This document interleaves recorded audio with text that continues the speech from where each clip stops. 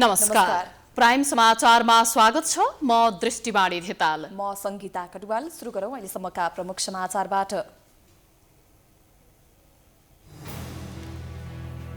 एमाले अध्यक्ष ओलीले सोधे माधव खनाल पक्षीय 32 सांसदलाई स्पष्टीकरण। पार्टी अनुशासन उल्लङ्घन गरेको आरोप। 3 दिनभित्र स्पष्टीकरण नदिए बर्खास्त गर्ने चेतावनी। आफूहरूले नेकपा एमाले बाहेक कुनै पनि नयाँ दल नबनाएको माधव खनालको स्पष्टोक्ति। पार्टीभित्रै रहेर ओली प्रवृत्तिका विरुद्ध निरन्तर सङ्घर्ष जारी राख्ने निर्णय। लुम्बिनी प्रदेशमा केन्द्रको निर्देशन विपरीत मन्त्री बनेकालाई कारवाही गर्ने कुनै आधार नरहेको जसपाको ठहर। मन्त्री पाण्डे भन्छन् प्रदेशको स्वेच्छाधिकार प्रयोग गर्यौं। प्रधानमन्त्री ओली विरुद्ध सबै दल एक भएर जाने माओवादी केन्द्रको स्थायी कमिटी बैठकको निर्णय। किन खुट्टा कमाउँदैछ सरकारलाई दिएको समर्थन फिर्ता लिन। नेपालमा दैनिक कोरोना संक्रमितको संख्या बढेको बढे। एकै दिन 11 जनाको मृत्यु। 1736 जना थप संक्रमित। 8659 जना आइसोलेसनमा। कोरोना संक्रमण तीव्र भएपछि भारतीय नागरिकलाई बेलायतमा प्रवेश रोक। भारतबाट बेलायत प्रवेश गरेका मध्ये 103 जनामा कोरोनाको नयाँ भेरिएन्ट पुष्टि। र त्रिकोणात्मक टी20 क्रिकेटमा नेदरल्यान्ड विजयी। नेपाल नेदरल्यान्डसँग 3 विकेटले पराजित। कुशल फुर्तेत र दिपेन्द्र सिंह एरीको अर्धशतक काम लागेन।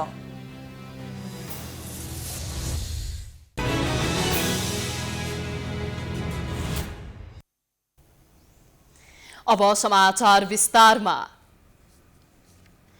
नेकपा एमाले वरिष्ठ नेता माधव कुमार नेपाल पक्ष संघीय 27 सांसद सहित 32 जनालाई स्पष्टीकरण सोधिएको छ।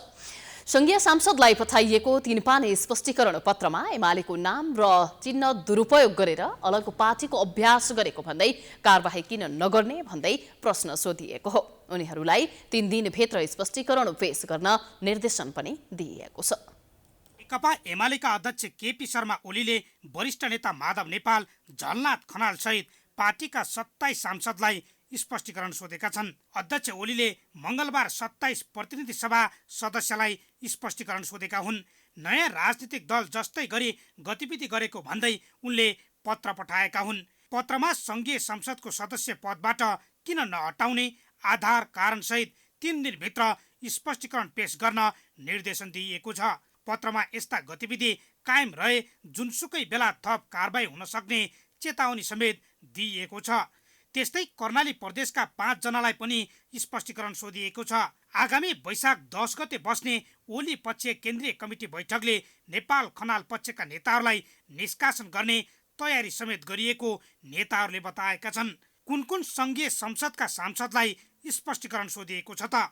1 माधव कुमार नेपाल, 2 भीम रावल, 3 सुरेन्द्र पाण्डे, 4 घनश्याम भुषाल, 5 पवित्रा निरौला, 6 झप्पड रावल, 7 मेटमणि चौधरी, 8 यज्ञराज सुनवार, 9 जीवनराम श्रेष्ठ, 10 झलनाथ खनाल, 11 विरोध खतिवडा, 12 सोमप्रसाद पाण्डे, 13 भवानी खापुङ, 14 नारायण खतिवडा, 15 जय कुमार राई, 16 गणेश पहाडी, 17 दीपक प्रकाश भट्ट, 18 योगेश कुमार भट्टराई, 19 हिराचन्द्र केसी, 20 पुष्पा कुमारी कर्ण कायस्थ, 21 कल्याणी खड्का, 22 लक्ष्मी कुमारी चौधरी, 23 सरला कुमारी यादव, 24 कृष्णलाल महर्जन, 25 निरादेवी जैरू, 26 मुकुन्द नेउपाने, 27 रामकुमारी झाँक्री। त्यस्तै कर्णाली प्रदेशका 5 जना सांसदलाई पनि स्पष्टीकरण सोधिएको छ।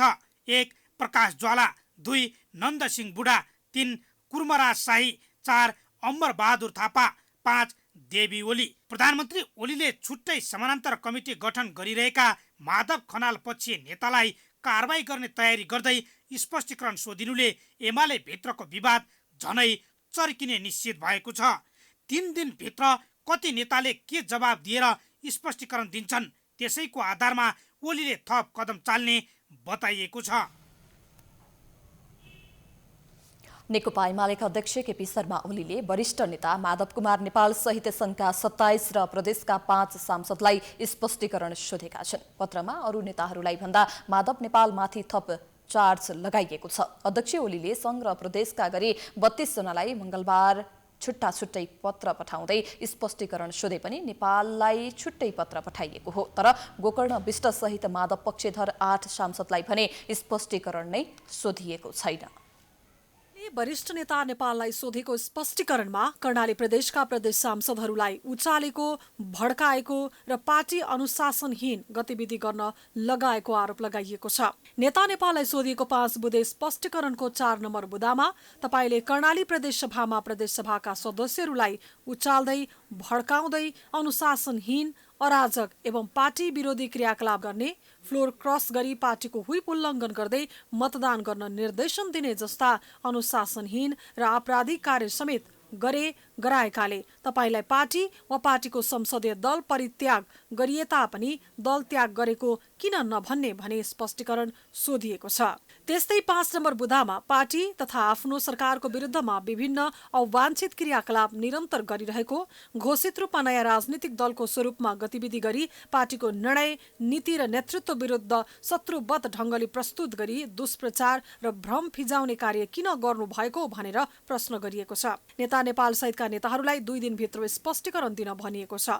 नेता नेपाललाई यसअघि पनि स्पष्टीकरण सोधिएकोमा सच्चिनुको साटो उस्तै गतिविधिमा लागेको भन्दै सच्चिन अन्तिम अवसरका रूपमा स्पष्टीकरण सोधिएको उल्लेख छ। अध्यक्ष ओलीले माधव नेपाल सहितका 4 नेतालाई एमालेको पक्षमा आउने प्रतिबद्धता सहितको सप्रमाण जवाफ आएमा सांसद पदबाट कारबाही नगरिने भन्दै 2 दिनभित्र जवाफ दिन भनिएको छ। यसअघि निलम्बनमा परिसकेका नेपाल सहित सुरेन्द्र पाण्डे, भीम रावल र घनश्याम भूषाललाई पठाइएको 5 बुँदे स्पष्टीकरणमा एमालेको नाम, झण्डा र चिन्ह दुरुपयोग गरी अर्को दल सञ्चालन गरेको आरोप लगाइएको छ।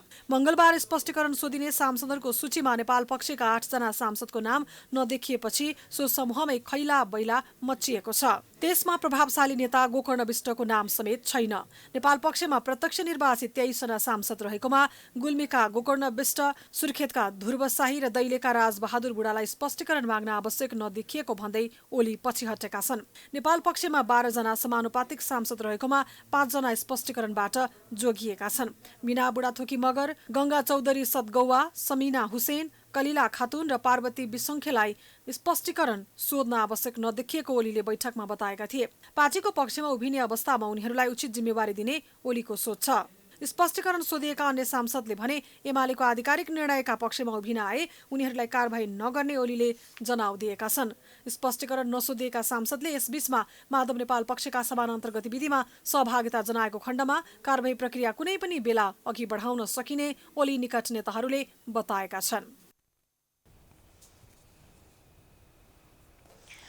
नेकपा एमालेको माधव नेपाल पक्षले आफ्नो पक्षका सांसदहरूलाई सोधिएका स्पष्टीकरणको राजनीतिक र कानूनी प्रतिवाद गर्ने भएका छन्। अभियाल होटल बानेश्वरमा बसेको नेपाल पक्षका नेताहरूको बैठकले सांसदहरूले व्यक्तिगत रूपमा स्पष्टीकरण बुझाउने तर राजनीतिक संघर्ष जारी राख्ने निर्णय गरेको हो। नेपाल पक्षकी सांसद रामकुमारी झाँक्रीले सांसदहरूलाई हठात रूपमा स्पष्टीकरण सोधिनु राजनीतिक कदम भएको बताउनु भएको छ। को भन्दा हाम्रो कम योगदान छैन बन्नको लागि। आज जनताको, नागरिकको, मतदाताको, पार्टीका सदस्यको यति धेरै रगत पसिनाद्वारा निर्मित गएको पार्टी हामी खुरुखुरु कसैलाई बपोती जस्तो छोडेर जान्छौँ। त्यसकारण उहाँहरूको इच्छा त हामी छोडेर जाउँ भन्ने नै छ, तर हामी छोडेर जान्नौँ, यहीँ लड्छौँ। त्यसकारण हामीले अर्को पार्टी बनाउने भन्ने कुरै आउँदैन। यही पार्टीमा लडेर हाम्रो अधिकार स्थापित गर्ने हो। नेपाल पक्षले एमाले एकताको पक्षमा उभिए पनि अध्यक्ष केपी शर्मा ओलीले एकलौटी ढङ्गले गरेका निर्णयहरू विधान विपरीत रहेकाले प्रतिवाद जारी रहने जनाएको छ। अध्यक्ष ओलीले मंगलबार माधव पक्षका संघका 27 र प्रदेशका 5 गरी 32 सांसदलाई 2 दिनभित्र स्पष्टीकरण दिन भनेका थिए। अध्यक्ष ओलीले 27 प्रतिनिधि सभा सदस्यलाई स्पष्टीकरण सोधेपछि मंगलबार दिउँसो नेपाल समूहका सांसदहरूको बैठक बसेको थियो। बैठकले पार्टी फुटाउने उद्देश्यका साथ झुटा आरोप लगाएर स्पष्टीकरण सोधिएको भन्दै त्यसको सामना गर्ने निर्णय गरेको छ। प्रधानमन्त्री तथा अध्यक्ष केपी शर्मा ओलीले पार्टीमा मनोमानी गरिरहेको भन्दै आफूहरू एमालेको विधान र पद्धति बसाउन सङ्घर्ष गरिरहेको नेताहरूले बताएका छन्। उद्देश्यभन्दा बाहिर र 9 महाधिवेशनको अनि उद्देश्यभन्दा बाहिर 9 महाधिवेशनले पारित गरेको विधान, नीति र कार्यक्रमभन्दा बाहिर हामी कहीँ पनि गएका छैनौँ। बरु नेकपा बनिसकेपछि एउटा जुन अनि गुट थियो त्यो गुटको निरन्तरता भइरहेको हुनाले नेकपा एमाले के अरे खास गरी सर्वोच्च अदालतले 23 गते गरेको फैसला मुताबिक नेकपा एमालेको पूर्वत अवस्थामा फर्किनुपर्छ र पूर्वत नेकपा एमालेको जुन संरचना छ त्यो मुताबिक जानुपर्छ भनेर हाम्रो माग राखेका छौँ। त्यो माग राख्दा नेकपा एमालेको संरचनालाई अनि क्रियाशील बनाउनुपर्छ भन्दा अनि पार्टी विभाजन भएको भन्ने अर्थ लाग्छ भनेदेखि यसको अर्थ म उहाँलाई नै सोध्न चाहन्छु। सांसद र वरिष्ठ नेताहरूबीच भएको सामूहिक छलफलमा 28 गते यता पार्टी विभाजनका लागि ओलीले थुप्रै निर्णय गरिसकेको र सांसदलाई स्पष्टीकरण सोधेर विभाजनलाई थप कार्यान्वयन गरेको निष्कर्ष निकालेको सांसदहरूले बताएका छन्। स्पष्टीकरणमा नेपाल पक्षले अलग पार्टी खोलेको आरोप लगाइएको छ, त्यसको पनि नेपाल पक्षले खण्डन समेत गरेको छ।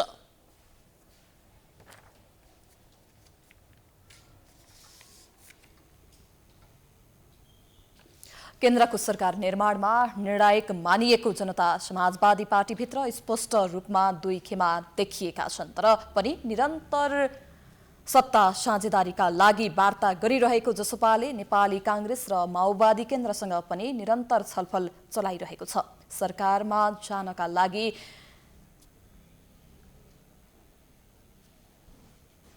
द्वैत चरित्र देखाइरहेको जसपाले प्रदेश सरकारमा पनि यस्तै प्रवृत्ति देखाएको छ। प्रधानमन्त्री केपी शर्मा ओलीलाई साथ दिने मनसायसहित अघि बढिरहेको जनता समाजवादी पार्टीलाई गण्डकी प्रदेशका मुख्यमन्त्री पृथ्वी सुब्बा गुरुङ विरुद्ध अविश्वास प्रस्ताव दर्ता गर्न माओवादी केन्द्र र कांग्रेसलाई सघाएसँगै अन्यलग्रस्त वातावरण बनेको थियो। तर लुम्बिनी प्रदेश सरकारमा जसपाका 4 जना सांसदले केही घण्टामा निर्णय परिवर्तन गरी ओली समूहका मुख्यमन्त्री शंकर पोखरेललाई समर्थन गरेसँगै समीकरणले नयाँ मोड लिएको छ। जसपाले प्रदेशका 4 जना मन्त्रीलाई कारबाही गर्ने निर्णय गरे पनि मन्त्रीहरूलाई कारबाही गर्ने अधिकार पार्टीको प्रदेश कमिटीलाई नभएको जनता समाजवादी पार्टीका नेता मनिष सुमनले बताउनु भएको छ। प्रदेश समितिले निकालेको विज्ञप्ति पनि आफ्नो अधिकारभन्दा बढीको विज्ञप्ति हो, उले गरेको कारबाही पनि आफ्नो अधिकारभन्दा बढीको कारबाही हो। हुन त उनले अहिले के भन्छ स्पष्टीकरण मात्र सोधेका छन्, तर तलले के लेखेका छन् भने म तेरो सांसदै पद खाइदिन्छु भन्नेसम्मका धाकधम्की देखेका छन्। त्यो प्रदेश समितिको अधिकारभन्दा माथिको कुरा हो। त्यो अधिकार पार्टीको केन्द्रीय कार्यकारिणी समितिसँग मात्र सीमित छ। मुख्यमन्त्री शंकर पोखरेलको मन्त्री परिषदमा सहभागी भएका मन्त्रीहरूलाई जनता समाजवादी पार्टी लुम्बिनीले 24 घण्टे स्पष्टीकरण सहित निलम्बन गरेपछि नेता सुमनले यस्तो प्रतिक्रिया दिएका हुन्। संसदीय दलले निर्णय गरेर सरकारमा सहभागी भएको अवस्थामा प्रदेश कमिटीले कुनै कारबाही गर्न नसक्ने सुमनले बताउनु भएको छ। सुमनले लुम्बिनी प्रदेशमा अविश्वास प्रस्ताव अगाडि बढाउने नबढाउने विषयमा कसलाई साथ दिने भन्ने विषयमा पार्टी केन्द्रमा कुनै निर्णय नभएको बताउनु भयो। लुम्बिनी प्रदेशमा जसपाबाट मुख्यमन्त्री शंकर पोखरेललाई सघाउँदै भौतिक पूर्वाधार तथा विकास मन्त्री बनेका सन्तोष पाण्डेले प्रदेश स्वायत्त रहेका कारण आफूहरू प्रदेश सरकारमा गएको बताउनु भयो। भनेपछि त्यसमा सिग्नेचर गरेको होइन, त्यो कुरा पार्टीमा बैठकको क्रममा कतै सिग्नेचर गरेको छ र त्यसलाई दुरुपयोग गर्ने काम होला। तर अहिले अगर 4 जना यहीँ छन्, बहुमत संख्या यहीँ छ, हाम्रो दलकै निर्णय गरेर अनि हामी यहाँ आएको हो। त्यसले गर्दा हजुरहरू त्यसमा निश्चिन्त के हुनुहोस्। त्यसमा हामीले यो जनता समाजवादी पार्टीको नै माननीय भएर आज मन्त्री बन्या हो र यसमा कुनै सन्देह नगर्नु। जे छ, जे भएको छ यो यथार्थमा भएको छ र यथार्थ रूप अगाडि छ, देख्नु भएको छ। केन्द्रीय कार्यकारिणी समितिले समयमा निर्णय नदिँदा कर्णाली प्रदेश दुर्घटना भएको सुमनले स्वीकार्दै आफूहरूका बन्दी तथा कार्यकर्ता रिहाई लगायतका विषयमा प्रधानमन्त्री ओली सकारात्मक रूपमा अघि बढिरहनु भएकाले उहाँलाई साथ र समर्थन रहने बताउनु भयो। जसपाभित्र पार्टी अध्यक्ष महन्त ठाकुर र नेता राजेन्द्र महतो एकातिर र संघीय परिषद अध्यक्ष डाक्टर बाबुराम भट्टराई तथा उपेन्द्र यादव अर्कोतिर लागिरहेका बेला जनता समाजवादी पार्टीको प्रदेश कमिटी समायोजन समेत नभएको अवस्थामा आफूलाई अधिकार नै नभएको विषयमा सांसदलाई निष्कासन गरिने भनेर विज्ञप्ति निकाल्नुको कुनै अर्थ नरहने सुमनको दाबी छ।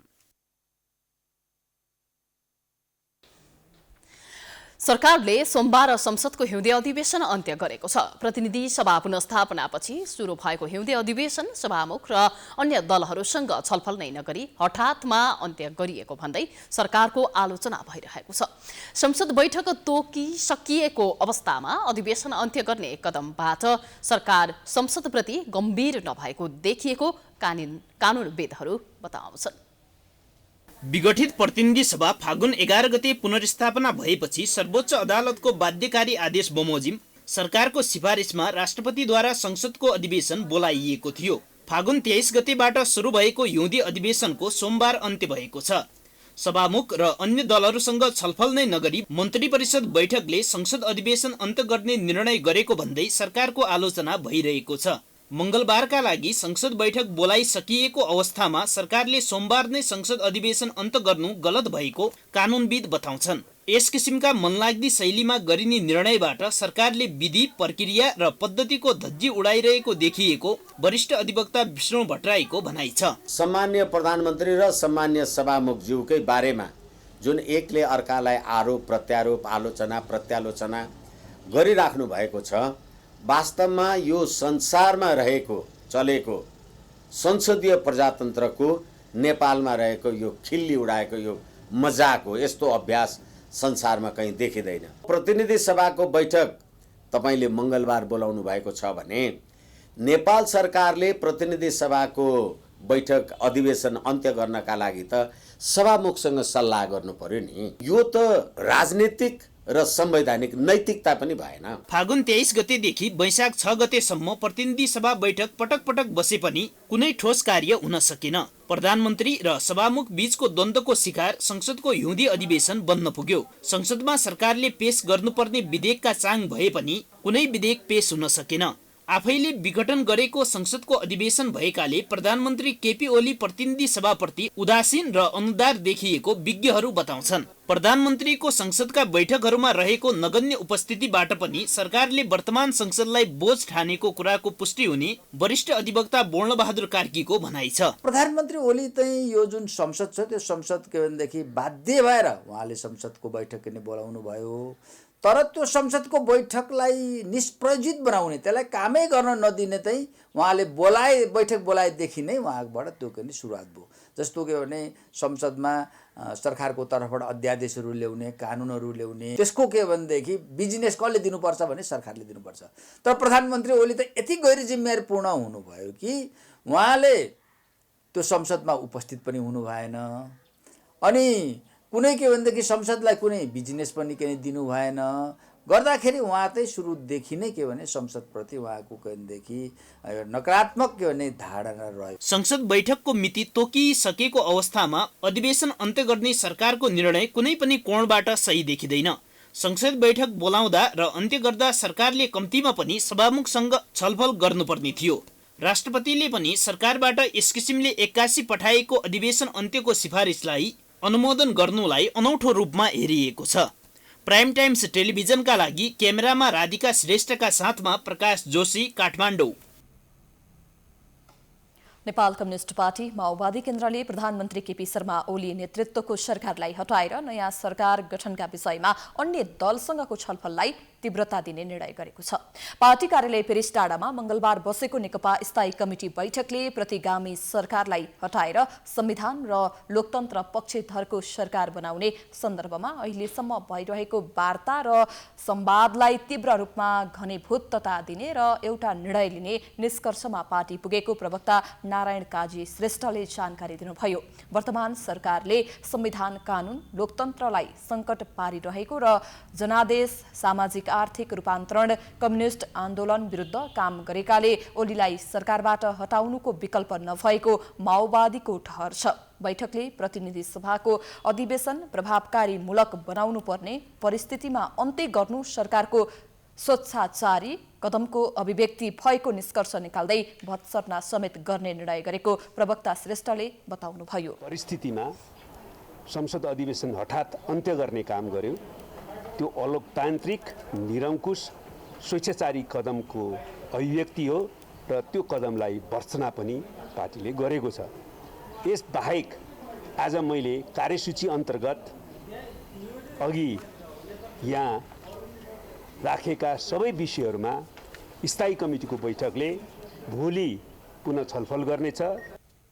त्यस्तै कोरोना भाइरसको दोस्रो लहर चलेको अवस्थामा सरकार गम्भीर नभएको भन्दै पार्टी पंक्तिलाई कोरोनाबारे जनचेतना फैलाउन र सहजीकरणका लागि परिचालन गर्ने निर्णय पनि गरेको प्रवक्ता श्रेष्ठले बताउनुभयो। मंगलबारको बैठकले सरकारलाई दिएको समर्थन फिर्ता, विभिन्न जिम्मेवारीमा रहेका सदस्यहरूको रिपोर्टिङ, पार्टीको विधान संशोधन र आगामी केन्द्रीय कमिटीको तयारी लगायतका कार्यसूची तय गरेको प्रवक्ता श्रेष्ठले जानकारी दिनुभयो। बैठक बैठकमा अध्यक्ष प्रचण्डले सरकार गठन गर्न दलहरूसँग भएको छलफल सकारात्मक रहेको र 1-2 दिनमा नै टुङ्गोमा पुगिने जानकारी गराउनु भएको थियो। उहाँले संवैधानिक निर्वाचन हुन्छ भने त्यो निर्वाचनको सामना गर्न तयार रहेको पनि बताउनु भएको थियो। थप एजेन्डामाथि भोलि बुधबार 1 बजे बस्ने बैठकमा छलफल हुने प्रवक्ता श्रेष्ठले जानकारी दिनुभयो।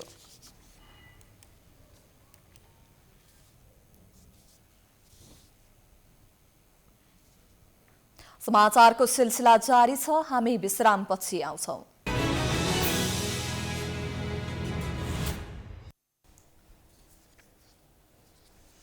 विश्रामपछि स्वागत छ। अब बाँकी समाचार। नेपालमा मंगलबार थप 1736 जनामा कोरोना भाइरस संक्रमण पुष्टि भएको छ। देशभर गरिएको 8055 PCR परीक्षणका क्रममा 1667 जना र 683 वटा एन्टिजेन परीक्षणका क्रममा 69 जनामा कोरोना भाइरस संक्रमण पुष्टि भएको स्वास्थ्य तथा जनसङ्ख्या मन्त्रालयले जनाएको छ। यो सँगै नेपालमा कोरोना संक्रमितको संख्या 2,87,567 पुगेको छ। त्यस्तै कोरोनाका कारण थप 11 जनाको मृत्यु भएको छ। हालसम्म नेपालमा 1102 जनाको कोरोनाका कारण मृत्यु भएको मन्त्रालयले जनाएको छ। त्यस्तै थप 251 जना संक्रमित निको हुँदा नेपालमा हालसम्म 2,75,800 जना संक्रमित निको भएका छन्। हाल नेपालमा 8,659 जना आइसोलेसन र 92 जना क्वारेन्टिनमा रहेका छन्।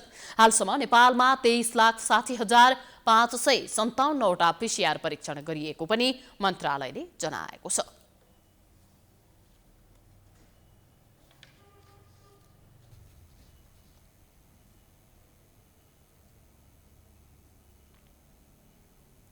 पूर्व राजा ज्ञानेन्द्र शाह र पूर्व रानी कुमल शाहलाई कोरोना संक्रमण पुष्टि भएको छ।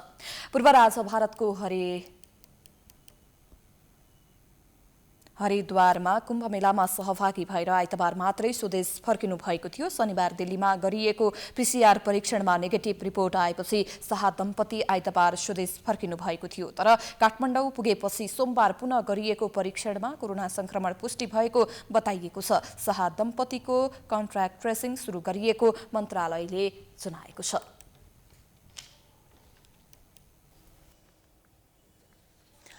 सरकारले सोमबार बिहान मात्रै 5 जना भन्दा बढी मान्छे एक ठाउँमा भेला हुन नपाउने निर्णय गर्यो।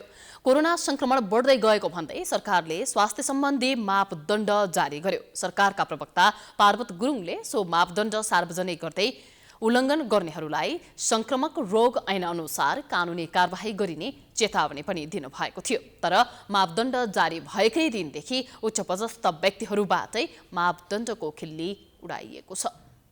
सोमबार प्रधानमन्त्री केपी शर्मा ओलीको अध्यक्षतामा बसेको मन्त्री परिषद बैठकले 5 जना भन्दा बढी मानिसको जमघट गर्न नपाइने स्वास्थ्य मापदण्ड बनाएको थियो। साझा सरकारका प्रवक्ता पार्वत गुरुङले सो मापदण्ड सार्वजनिक गर्दै उल्लङ्घन गर्नेहरूलाई संक्रामक रोग ऐन अनुसार कानुनी कारबाही गर्ने चेतावनी दिएका थिए। तर सरकार आफै नियम उल्लङ्घन गर्दै गएको छ। अहिले पनि प्रधानमन्त्री केपी शर्मा ओली नै विभिन्न पार्टीका भेटघाट तथा भेला गरिरहेका छन्। स्वास्थ्यका मापदण्ड सार्वजनिक गर्दै आम नागरिकलाई सचेत गराउनु सकारात्मक पक्ष हो। तर नियम गराउने निकाय नै नियम तोड्दै हिँड्दा आम नागरिकले कसरी बुझ्ने?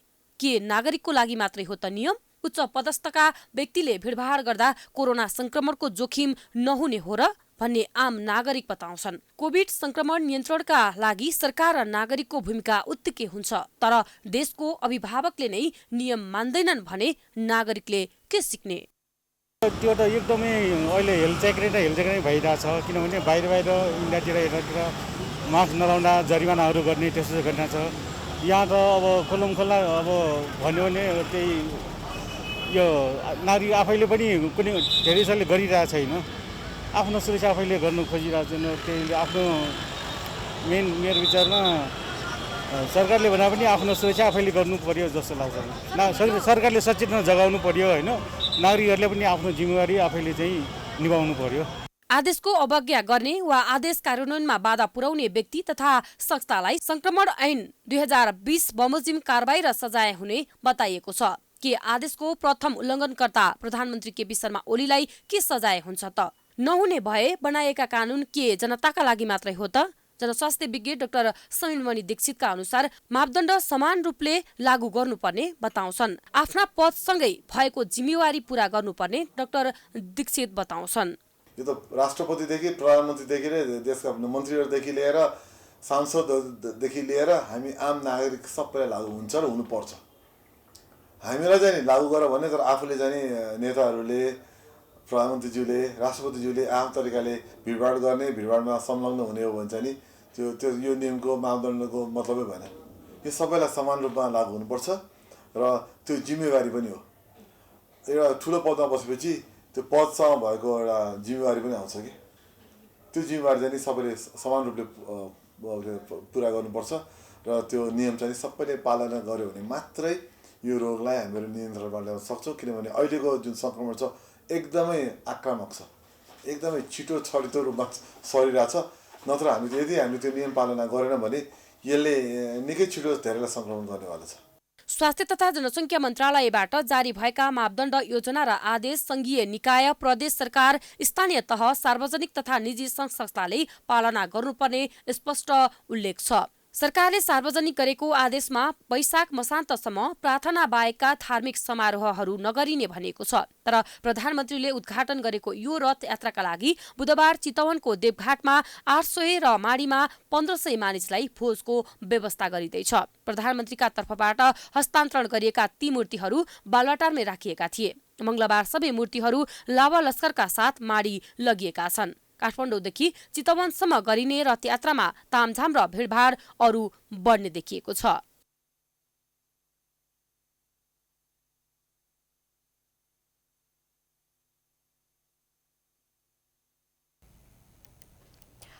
कोरोना संक्रमण बढे पश्चात सरकारले स्वास्थ्य सम्बन्धी नयाँ मापदण्ड सोमबार सार्वजनिक गरेको छ। के छन् त जारी भएका मापदण्ड अनि उल्लङ्घन गरे के कारबाही हुन्छ? हेरौँ यो रिपोर्ट।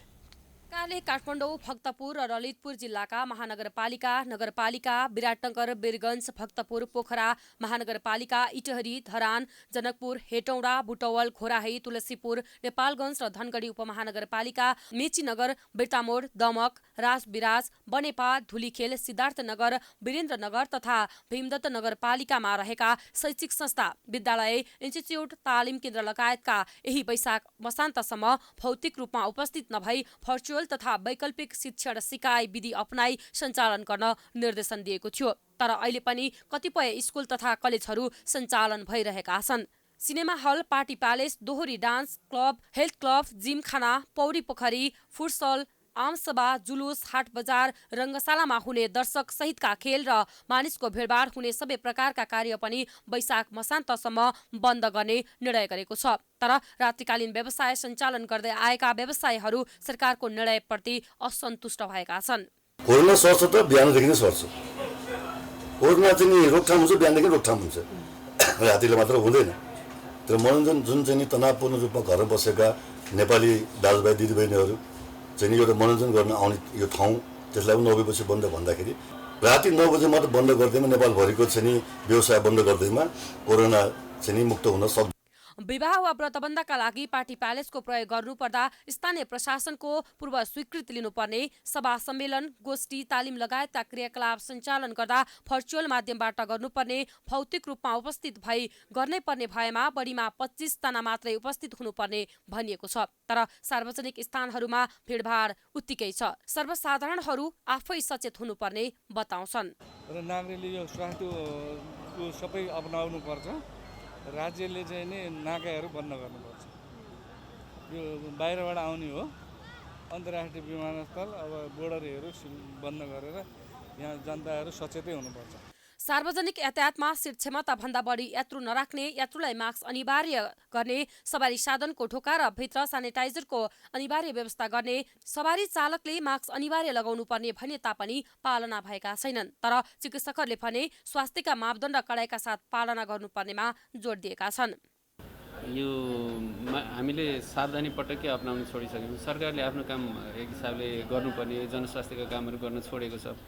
आइसोलेसन, क्वारेन्टिन, सामान्य टेस्ट मात्रै पनि अलिकति पर्याप्त मात्रामा गर्ने, लक्षण भएका मान्छेलाई मात्र पनि राम्रोसँग गर्ने पनि गरेको छैन। अनि यो कारणले चाहिँ हाम्रो तयारी एकदमै कमजोर अवस्थामा छ। हवाई जहाजका चालक र यात्रुलाई अनिवार्य मास्क, जहाज र झोलामा सेनिटाइजर गर्नुपर्ने, कार्यालय र पसलमा सेनिटाइजरको व्यवस्था गर्नुपर्ने, कुनै व्यक्तिले मास्क नलगाई आएमा व्यवस्थापकले 10 रुपियाँ लिई मास्क प्रदान गर्नुपर्ने, मास्क नलगाउने व्यक्तिलाई कार्यालय प्रवेशमा रोक लगाउने आदेश जारी गरेको छ। त्यस्तै काठमाडौँ जिल्ला कोभिड-19 सङ्कट व्यवस्थापन समितिले कोरोना नियन्त्रणका लागि सरकारले जारी गरेको आदेशलाई कडाई रूपमा कार्यान्वयन गराउने बताएको छ। सरकारले जारी गरेको आदेश कार्यान्वयन भए नभएको अनुगमन गर्न उपत्यकाका 3 जिल्लाका जिल्ला प्रशासन कार्यालयले अनुगमन टोली बनाउने निर्णय गरेको छ। विभिन्न अन्तर्क्रिया कार्यक्रमहरू सञ्चालन गरेर कोभिड नियन्त्रण सम्बन्धी व्यवस्थालाई चाहिँ प्रभावकारी रूपमा अगाडि बढाउने भन्ने हामीले निर्णय गरेका छौँ। त्यसको अब कार्यान्वयनको पाटोमा हाम्रो विशेष जोड रहन्छ र कार्यान्वयनको अवस्था के छ भन्ने हिसाबले अनुगमन संयन्त्र पनि हरेक 3वटा जिल्लामा चाहिँ अनुगमन संयन्त्र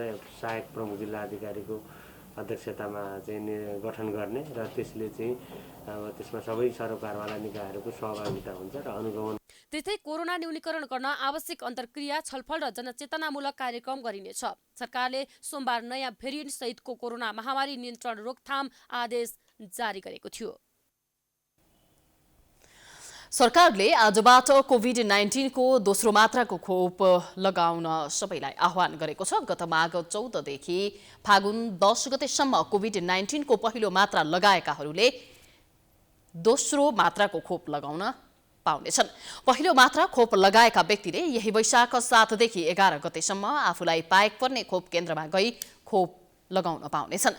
पहिलो खोप अभियान अन्तर्गत भारत सरकारले अनुदानमा दिएको र खरिद गरिएको कोभिसिल्ड खोपको मात्रा लगाइएको थियो। गत माघ 14 देखि 16 तथा माघ 27 देखि 29 गतेसम्म पहिलो मात्रा लगाएकाले वैशाख 7 गते, माघ 18 गतेदेखि 22 गते र फागुन 2 गते लगाइएकाले यही वैशाख 8 गते खोप लगाउनु पर्नेछ। यस्तै माघ 23 र फागुन 3 गतेदेखि 5 गतेसम्म लगाएकाले वैशाख 9 गते खोप लगाउनु पर्नेछ।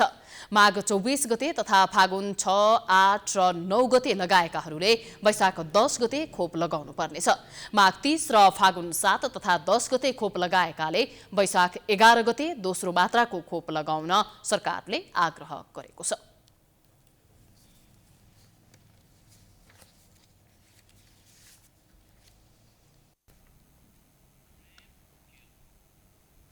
दुई 2072 वैशाख 12 को भूकम्पमा भत्किएका राष्ट्रिय गौरव र महत्वाकांक्षाको प्रत्येक मानिने ऐतिहासिक धरोहरको पुनर्निर्माणको काम अन्तिम चरणमा पुगेको छ।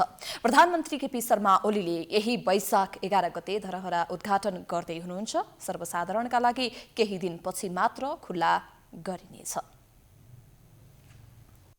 विक्रमसम्म 2072 को विनाशकारी भूकम्पबाट धरोहर लगायत ऐतिहासिक सम्पदा ध्वस्त भएका थिए। भूकम्पले ढलेको धरोहरा पुनर्निर्माणको प्रधानमन्त्री ओलीले विधिवत रूपमा 2075 पुस 12 गते शिलान्यास गर्नुभएको थियो। 3 अर्ब 48 करोड रुपियाँ लागतमा निर्माणाधीन धरोहरा निर्माण ठेक्का जीआईटीसी रमन जेबीले 2075 असोज 14 गते पाएको थियो। भूकम्पले भत्काएको धरोहराको भग्नावशेषलाई भने सिसाले छोपेर नयाँ धरोहरा छेउमा राखिएको छ।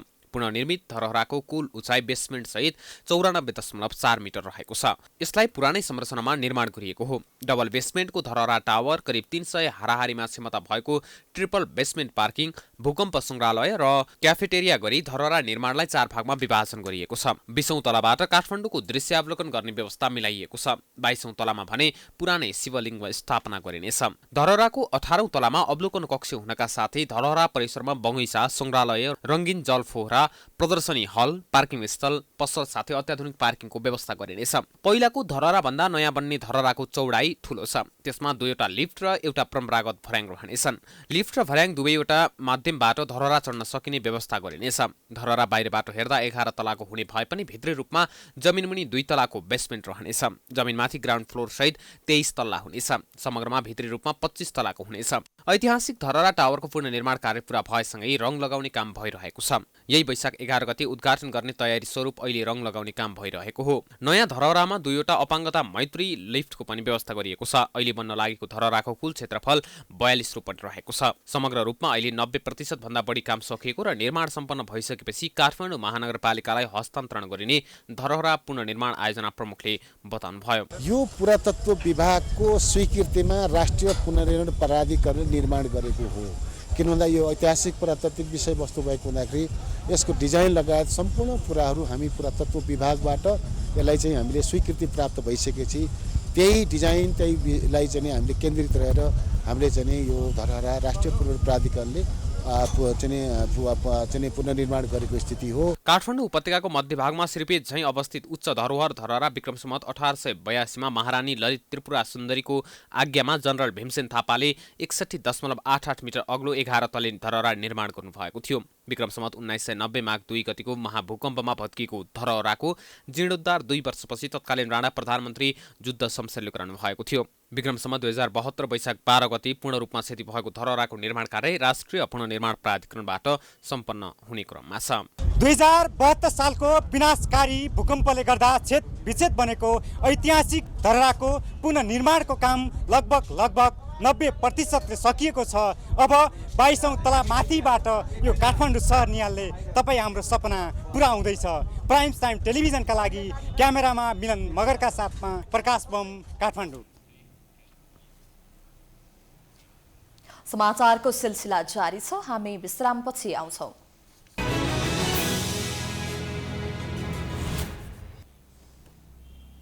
विश्रामपछि स्वागत छ। अब अन्तर्राष्ट्रिय समाचार।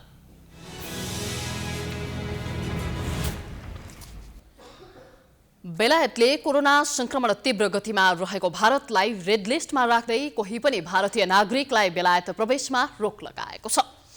बेलायती नागरिकको हकमा भारतबाट बेलायत फर्किएका नागरिकहरू भने अनिवार्य रूपमा 10 दिन क्वारेन्टिनमा बस्नुपर्ने नियम पनि लागू गरिएको छ। बेलायतका स्वास्थ्य मन्त्री मैट हैकाकले भारतबाट बेलायत प्रवेश गरेका मध्ये 103 जनामा कोरोनाको नयाँ भेरिएन्ट पुष्टि भएको भन्दै यस्तो नियम लागू गरिएको जानकारी दिए। भारतबाट बेलायत भित्रिएका नागरिकहरूमा देखिएको कोरोनाको नयाँ भेरिएन्टबारे बेलायती वैज्ञानिकहरूले अनुसन्धान थालेका छन्। यसैबीच बेलायती प्रधानमन्त्री बोरिस जोन्सनले भारत भ्रमण कोरोनाका कारण स्थगित गरेको समेत बताइएको छ। बेलायतमा हाल 1,27,200 बढीको मृत्यु भइसकेको छ। त्यहाँ कोरोना संक्रमितको संख्या 43,90,700 बढिरहेको छ।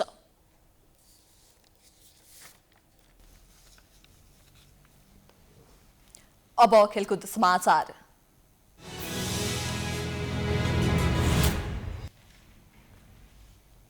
त्रिकोणात्मक टी20 सिरिज अन्तर्गत तेस्रो खेलमा नेपाल नेदरल्यान्ड्ससँग 3 विकेटले पराजित भएको छ।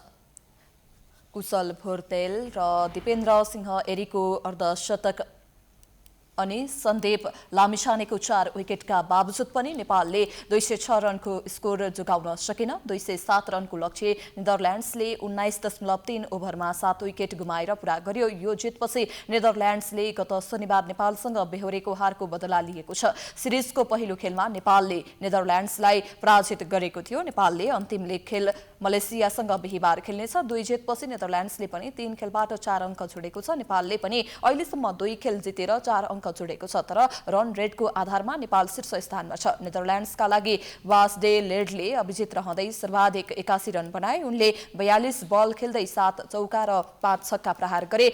यस्तै बेन कुपरले 55 रन जोडे। दोस्रो ओभरमै पहिलो विकेट गुमाएको नेदरल्यान्ड्सका लागि रोभिएस भेसे र वेन कुपरले दोस्रो विकेटका लागि 51 रनको साझेदारी गरे। तेस्रो विकेटका लागि वेन कुपर र वासडे लेडले 68 रनको साझेदारी गरे। बेन कुपरले 35 बल खेल्दै 10 चौका मद्दतमा 55 रन बनाए। यस्तै कप्तान पिटर सिलारले 15 बल खेल्दै 1 चौका र 3 छक्का मद्दतमा 31 रन जोडे। नेदरल्यान्ड्सलाई जितका लागि अन्तिम 3 ओभरमा 45 रन चाहिएको थियो, तर नेपाली बलरमाथि नेदरल्यान्ड्सका बास्टे लेड र कप्तान पिटर सिलार हाबी बने। 18औं ओभरमा कप्तान सिलारले नेपालका सन्दीपलाई 3 छक्का प्रहार गरे। सन्दीपले 1 विकेट लिँदा 20 रन दिए। 19औं ओभर अविनाश बोहराले 2 छक्का र 1 चौका सहित 19 रन दिए, 1 विकेट लिए। 2 ओभरमै 39 रन जोडेपछि नेदरल्यान्ड्सलाई अन्तिम ओभरमा जितका लागि 6 रन मात्र चाहिएको थियो।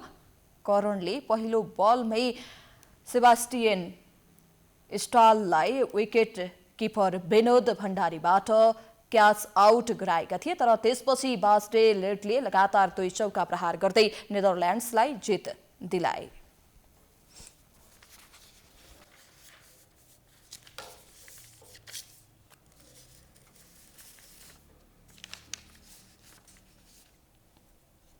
इन्डियन प्रिमियर लिग क्रिकेट आइपिएलमा आज दिल्ली क्यापिटल्स र मुम्बई इन्डियन्स बीच प्रतिस्पर्धा हुँदैछ।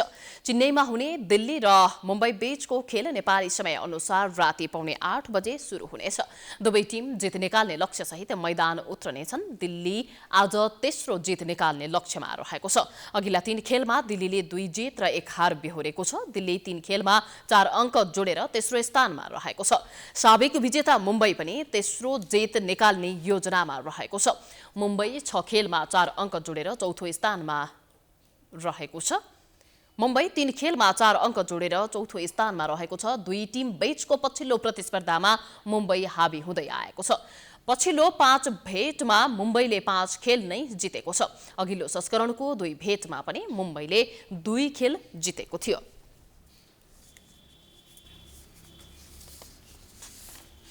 यो सँगै हामी समाचारको अन्त्यमा आइपुगेका छौं। जाँदा जाँदै प्रमुख समाचार पुनः एकपटक।